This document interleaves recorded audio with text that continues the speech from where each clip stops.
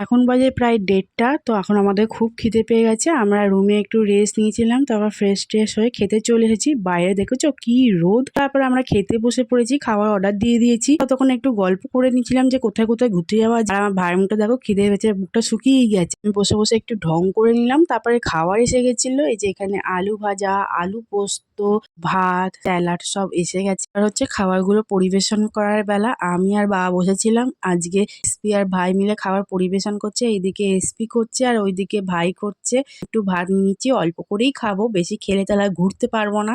এইদিকে ভাইও বাবাকে খেতে দিয়ে দিচ্ছে।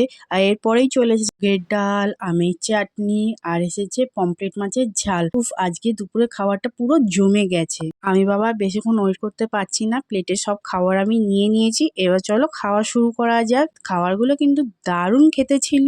খাওয়ার পরে আমি কি করলাম তা আমি নেক্সট পার্টি দিচ্ছি। আর এখনের মতন বাই বাই।